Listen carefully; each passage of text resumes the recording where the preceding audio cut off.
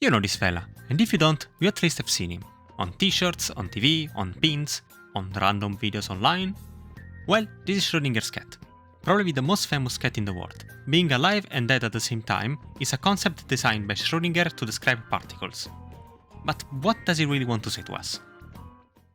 Well, here's a concept connected with something known as the wave function of particles, where particles behave like being in multiple states at the same time. From this comes the example of Schrodinger's cat being dead and alive at the same time. Okay, this is not a very good explanation of the subject, so let's try and go a little bit more in detail. Let's say you are playing a video game with multiple choices. Perfect example is Persona 5, where you can do one single action every day, but you have a plethora of options of what to do. And luckily, the game gives the player the option to see what other players did, and with what percentage. So here it is. First of all, let's simplify a little bit this problem for the sake of explaining. Let's say Joker, the protagonist of the game, has a 2% chance of doing an everyday activity, like going to the cinema, a 59% chance of meeting someone, like Lady Anne, and a 39% chance of doing an infiltration, like in Memento. Now we want to know where we would find Joker if we looked at his action. Will we find him at the cinema, with Lady Anne, or at Memento? Well, until we actually see him, we can't say. We can give a percentage estimate, like said before, but we can't be sure of what Joker will be doing. So, until we don't actually see his action, we pretend that he's doing all three at the same time, and only when seen, we'll really know what he's doing. This is the same concept used in physics to describe particles. When we are talking about them, we don't simply say that the particles have a chance of being found in one state or the other, but it stays in all three states at the same time, with the probability defining where we are most likely to find it if we were to see it. So let's use Joker's percentage to actually explain this. When not looking at it, we will define it as being in all three at the same time. Only when looked at, it will choose one of the three, with the 59% position being the most likely.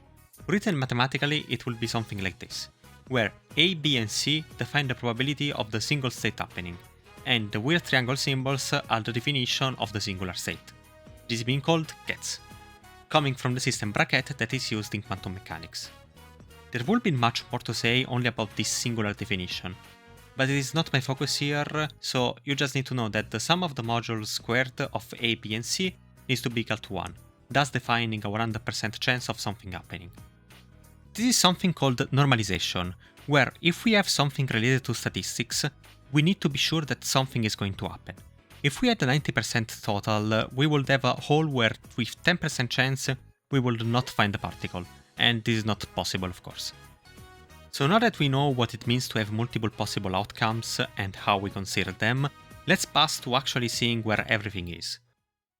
So let's go back to Joker and see where we find him. When we look, we can say that the probabilities disappear and we only have the outcome. And even if we look again, we will still find him where we saw him last time, because of having a limit of one action per day. And if we were to take more Jokers with the same probabilities and look at them, we would find them all in the three possible positions. And if we start looking at thousands of them, we will start arriving at having close to the probabilities defined before. This is not really connected with anything particle related, just, statistics. Now, this same thing happens to particles. About the statistics is pretty self-explanatory, so I'll not repeat myself. But deciding where to be found for a particle is weird. After being seen, it does something called the wave function collapse, where we don't have the probabilities anymore, but only the state where the particle is found, meaning that even if we look again at the particle, it will still remain in the same position, and it will not return to the original state of being in all positions with different probabilities. This is given because the natural state of particles is being in that probability position, and when we see them, they freak out and try to find a position and then remain in that one. There is one final thing to say though.